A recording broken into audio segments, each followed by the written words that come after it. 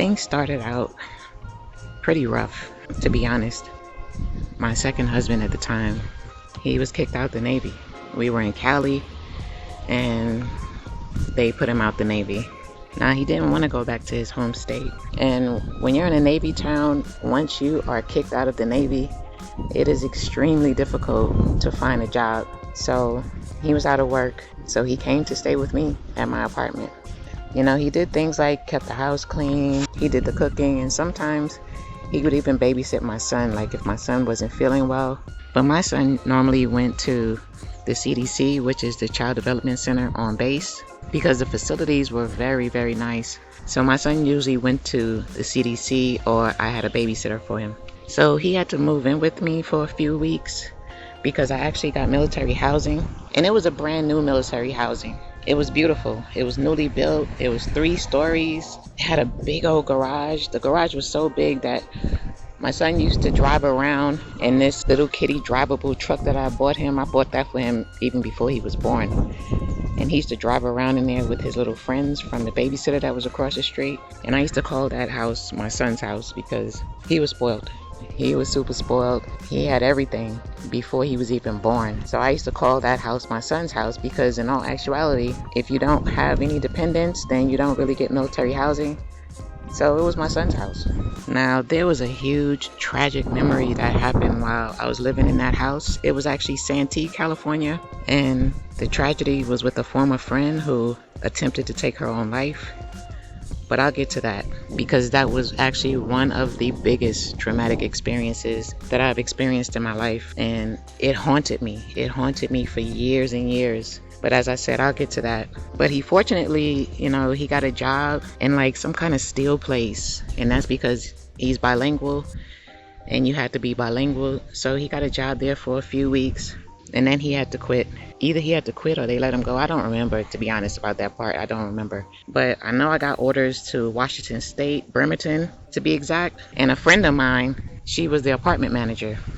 So she hooked us up with an apartment that was right above her. And once again, he moved in with me, but he still wasn't working. You know, he still wasn't working. And he actually had to lay low because technically he was still married. And I would have got in trouble for being with him while he was still married. The Navy has rules about stuff like that. So I would have got in trouble. So I guess he kind of laid low, and he used to call her crazy. You know, he used to say that she was a psycho because she used to actually stalk us everywhere we went. But we actually had fun in Bremerton when we first got there. We had so much fun. We used to go out and do things, and I used to feel really bad that he wasn't working and he didn't have any income at all, because if you get out of the military dishonorably, you cannot get any kind of unemployment or anything. And so when we used to go out, before we left the house, I would give him my ATM card. So when it's time to pay for things, you know, he can just give the ATM card and make it look like it's him that's paying. Because I felt bad, you know, and I know that the people that we used to hang out with, they would have looked at him different if I was the one that was always paying. So I used to just give him my ATM card before we left the house so it can look like he was paying for things. You know, I just wanted to support him in any way that I could. And I know that sounds like something small to do, but I just felt that it would help him as far as self-esteem issues. So I only stayed at that apartment for about 2 or 3 months, I believe, because once again, I got Navy housing and I had pictures of all of these houses. I had pictures of everything, but I had to leave it all behind. And, you know, who knows at this point what happened to all my pictures, all my things. For all I know, my pictures and my things winded up with someone somewhere who should not have my things. But it was another beautiful home on base. It was right down the street from the CDC that I was able to take my son to, so that was perfect for me. And yes, once again, he moved into that house with us. And thankfully, my friend that was the apartment manager, her mother found him a job where she worked at. And he worked there for a little while, but he actually had an older daughter back at the state where he was from, and he had to pay child support.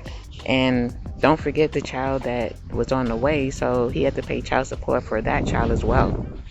So whatever monies he brought in basically went to child support. When you're living on Navy housing, you don't pay rent. And I'm not going to say you don't pay rent. There's something like a stipend for that. And it's through me because I was the person that was active duty. You know, he didn't have a car or anything, so I would of course let him drive my car. I actually don't remember him ever having a car because before that he drove his ex-wife's car, and he actually stayed in her mother's house with her and her brother. I actually don't remember him ever having his own place, to be honest. Now, even though they hooked him up with that job, he actually had to quit that job because he got arrested by military police. We called it short patrol. And what happened was he had too much to drink one night. A former friend of mine, she actually took a helicopter to come see me, and we all were drinking one night. And trust me guys, we all used to trauma bond. We all used to drink a lot, and it was a trauma bonding situation. But she took a helicopter in town to see me one night, and we all had too much to drink. It wasn't just him. We all had too much to drink, and I don't know, we started arguing. We all started arguing, and the next thing I know, he got a little aggressive. And I'm going to be honest with you. I'm going to be 100% honest with you. He got aggressive, and we started whooping on him. We was not about to let him just get aggressive, so we started whooping on him, and that's when he went crazy. He went crazy, and we saw like he turned into something else. So we dispersed. We started running, and the former friend, she jumped through the window. I went through the front door, and we called the military police, and they came and they arrested him. I even remember what he had on. He had on some green shorts, like some sport shorts, and that's all he had on. They arrested him with just shorts on. He was barefoot. I just remember him being put inside the squad car, and they took him away. And he didn't get back to the house until morning. And the crazy thing about it was I wasn't even supposed to let him back in, because once you get into some kind of a trouble with military police and it happens on base or in military housing, they are quick to ban you from returning if you are not the active duty member, because they only look out for the active duty member for the most part. If things go left, they look out for the active duty member. So he wasn't supposed to be able to come back, but of course I let him back in the house, and once again he had to lay low because he was not supposed to be there. So he had to lay low. After all of that happened, we actually got married after that. To be honest, I think the main reason why he wanted to get married was because I was notorious for telling him to get out. Now, I'm not saying that's right, because to a certain degree that is abuse of power. You know, I'm not really sure how to look at that because I feel two different ways about that. But all I know is that he really wanted to get married, and I really felt like he felt once we got married that I wouldn't be able to put him out. And I really feel like that was one of the main reasons that he wanted to get married, because as I said before, I used to put him out constantly. And that was only because, I'm just going to be honest about it, when someone comes and lives with you, they're not putting forth anything as far as bills are concerned, because as I said, there was no rent when it came down to military housing. There was only your utilities, your personal bills, and I paid those. I paid for my son's childcare, I paid for food, I paid for the utilities, and he paid for his child support.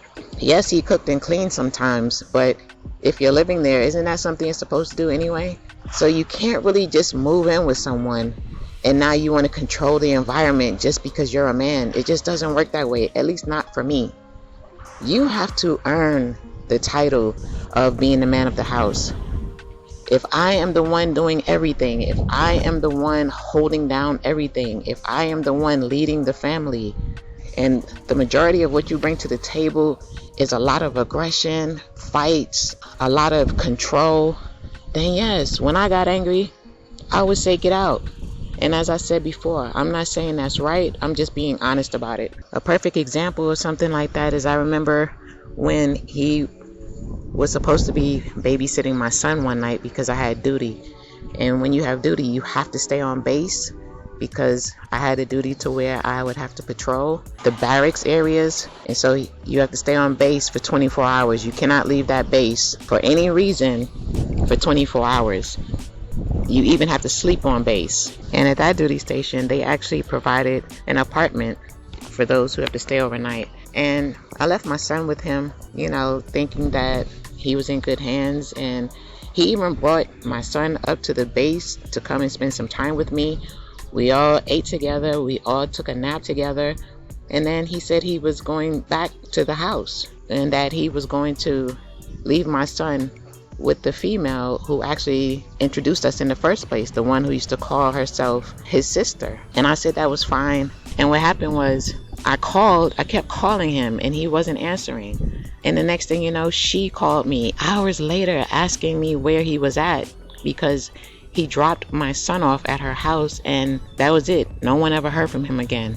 Now remember what I said, you cannot leave the base when you're on duty. But I thought something happened to him. And silly me, I jumped inside the duty vehicle and I raced home. You know, home was only about 6 minutes from the base. I raced home and I busted my door and I'm looking everywhere for him. I opened up the closet and that's when I saw it. The closet was empty. The only thing that was in the closet was hangers. I looked around the room and that's when I saw the Dear John letter that he left me, saying he had to leave. He said that his mother was sick. He said that he just needed to get his life together. He needed to get a job. And I was distraught. I was so distraught. I could not believe this was happening, especially the way that it was happening. So I had to call my friend. I had to beg her to please hold on to my son until the morning when I got off duty. And that situation it broke me down. Back in those days, we didn't have cell phones. So that situation broke me down. In the morning time, I went and picked my son up. We went back to the house and all I could do was cry. I finally just decided to call his mother's house and he was there. And I don't know, he was having a good time there. He was laughing and joking and he was just saying that, you know, this is something that he needed to do and he needed to get his life together. He needed to work. He needed to do all these different things.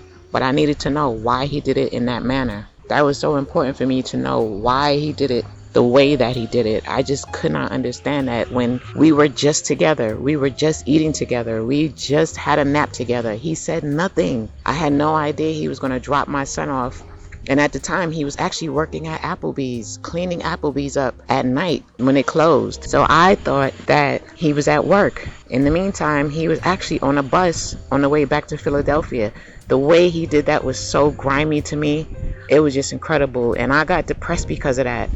I lost so much weight. Within 1 month, I lost 30 pounds. And I ran into a friend at the store. And when she saw me so slim, I told her what happened.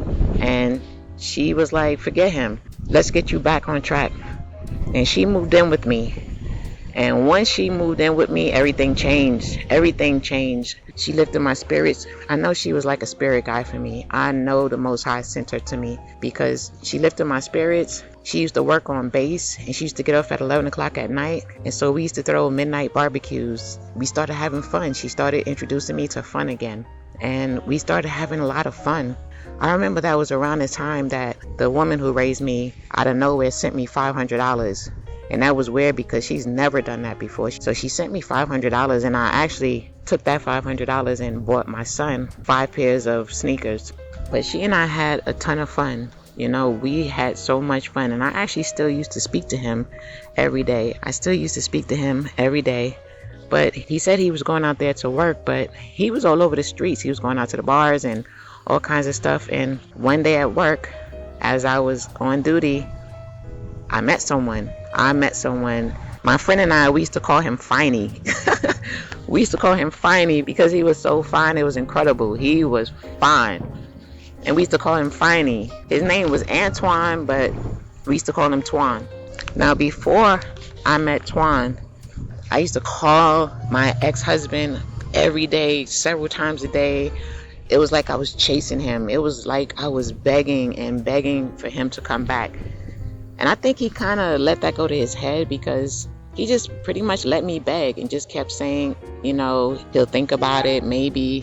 But once I met Twan and once we all started hanging out and then I met Twan's friends and we all used to hang out. They used to come over. We used to have barbecues at night. We used to throw dinners. We used to have so much fun. And once my ex-husband saw that I was pretty much moving on, lo and behold, he wanted to come back. Isn't that ironic? He wanted to come back. He started telling me if I can get him a bus ticket to come back. But my friend was like, absolutely not. She was like, no, absolutely not. The condition that I found you in after he walked out on you the way that he did, don't do it. She was so adamant about it. She did not want me to get back with him.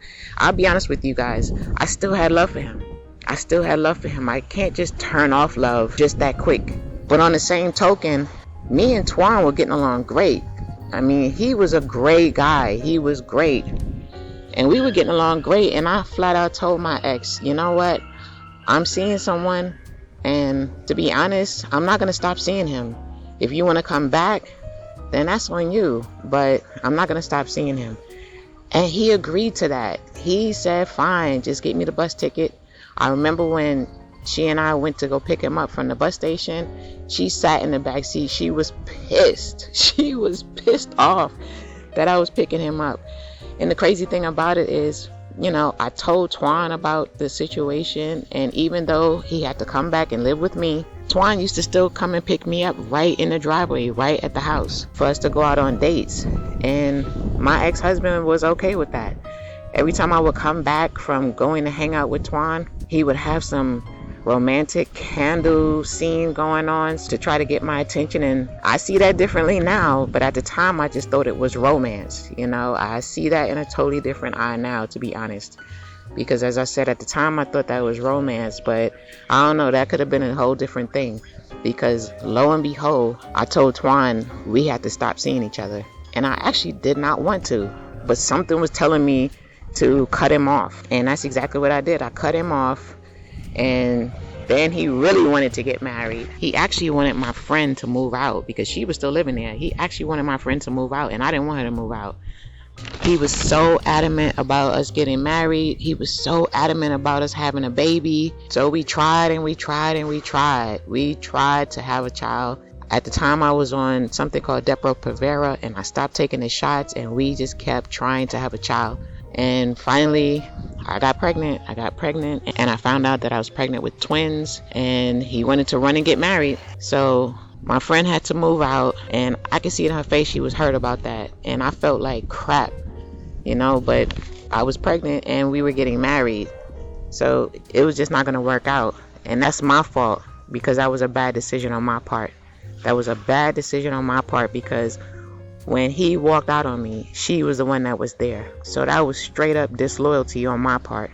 I can admit that. But yeah, we went and got married. There was no rings. He didn't get me any ring or anything. I was married twice. I didn't have a ring either time, actually. And we went and got married. No one was there. It was empty. It was just he and I and my oldest son at the time. He was 4. So it was just the 3 of us. And I was pregnant, so it was just us. But now we were newlyweds. We were newly married.